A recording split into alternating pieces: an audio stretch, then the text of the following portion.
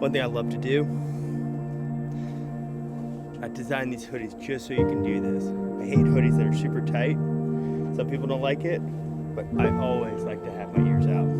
I tuck it in, a little loose on the sides, so you can do that very thing. Go for this.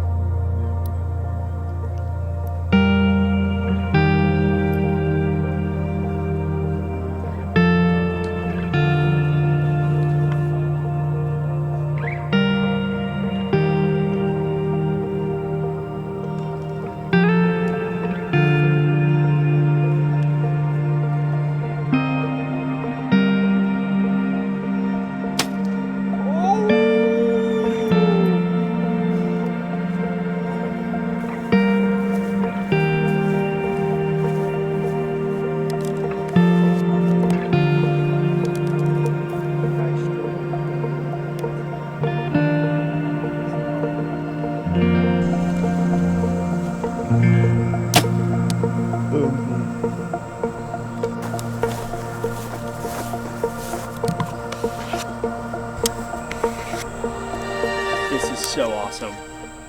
Yeah, for us, this is all about a process. It's 365 days a year.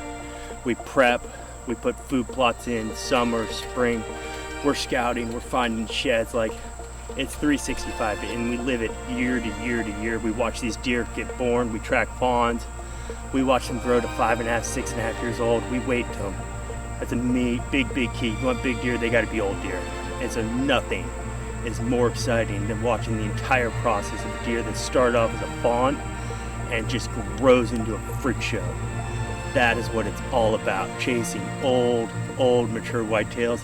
That's where I'm at in my life and where I like to hunt. That's what the time I spent.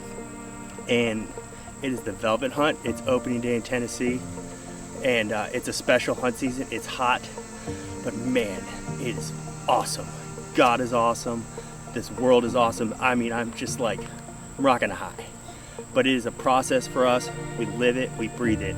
We got a big 8-pointer we've been following now for 4.5 years. My daughter actually named him her first time ever going into a stand when she was 2 years old. She wanted to name a deer and she named him Big Pink. Yeah, so go figure. So we're going after Big Pink. He's a giant 8-pointer. We've been tracking him for so long.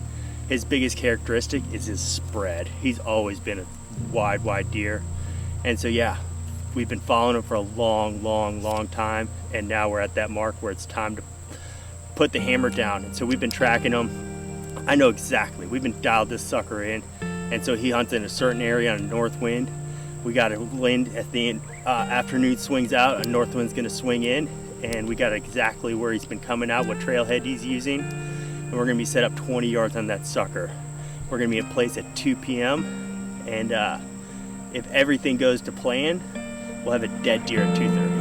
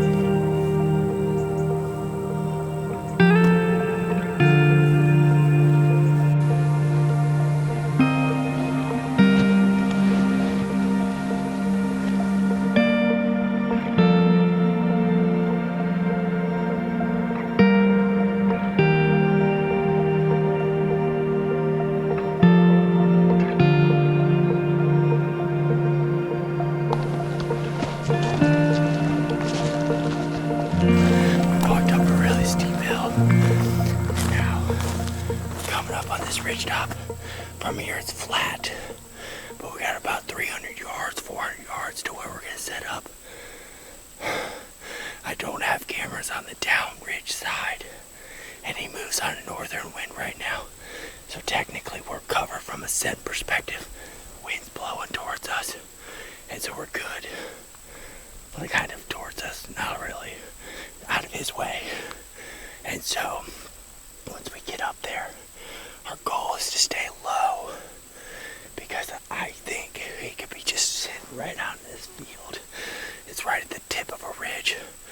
It's a finger that comes off a bigger ridge. He sits at the end of these things and just recons and then eats food about 200 yards north of it. So there's a very real chance we crest this hill. We have to be really slow. He could be down looking on us.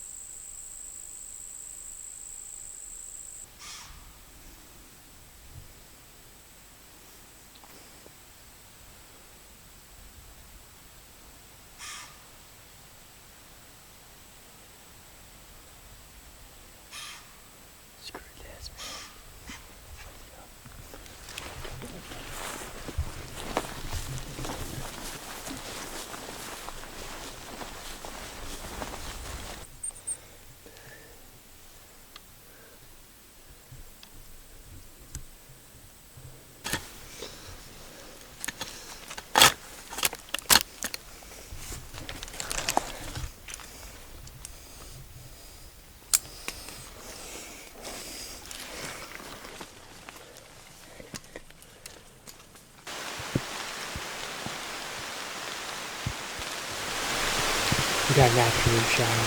It's totally cooled off. This is so awesome. We've got a really nice canopy here, so we're not in the rain. Like, I don't think we got a perfect wind. The only downside is we spooked a doe walking in the rain. This is so awesome. Or dog.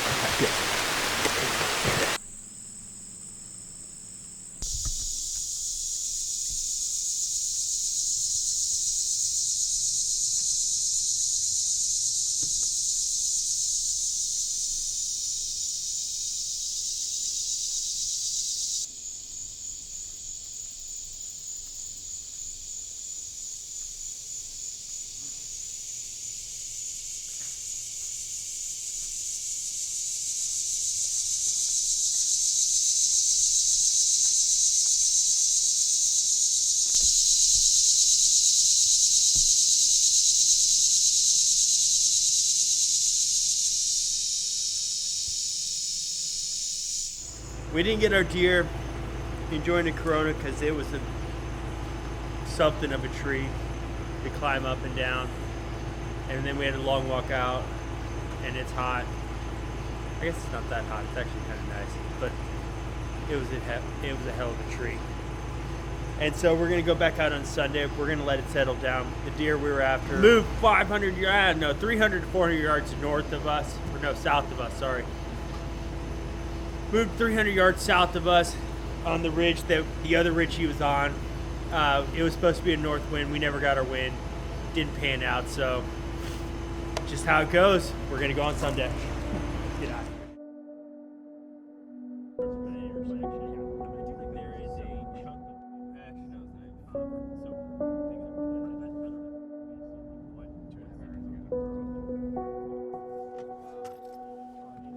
Get dressed. Had a quick montage.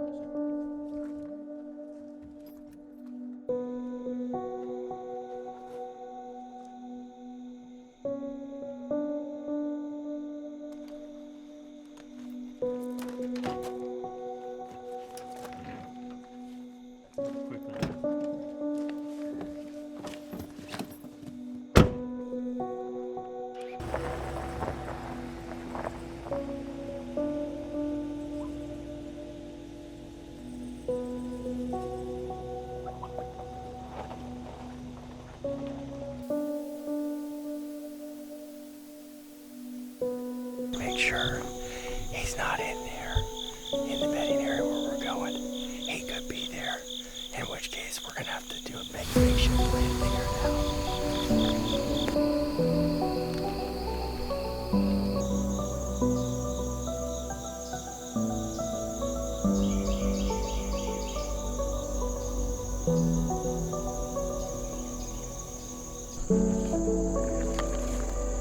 Right as the sun came up,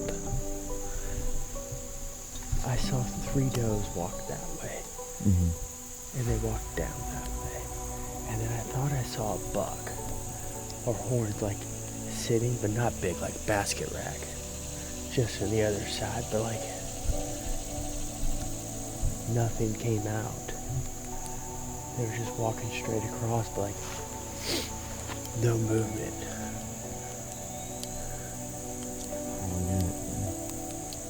It's like every morning he's been here at this time. The only thing I can deduce is he's bedding like right there, and he sensed us when we came in, or he's bedding up there. And we walking past him. And we walked right past him, and he's like, nah. There's also like a bunch of other little bucks here, right? Yeah, but nothing, no pod showed up. And nothing showed up.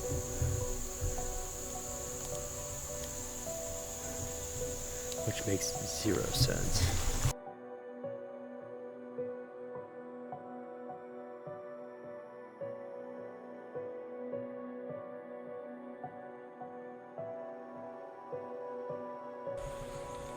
So we were skunked. We were out this morning, out last night, and it just didn't happen for us. We thought we had it totally dialed, and I thought it was gonna happen this morning. I thought we had it fully pegged. He was showing up. He didn't show up and feed the night last night, and so because of that, it was tough. And we thought he was gonna show up in the first thing in the morning. We got dialed. We were right on the ground. Beautiful setup. Had a lane totally dialed for a 10-20 yard shot for us, and it just didn't happen. So yeah, that's a wrap for our velvet hunt this year. You win some, you lose some, and we're gonna get it back out in what, like 30 days or so for opening of deer season. And probably won't be the same area. He'll shed his velvet and fall into a fall range, but we'll figure it out, man, and we'll get back to it.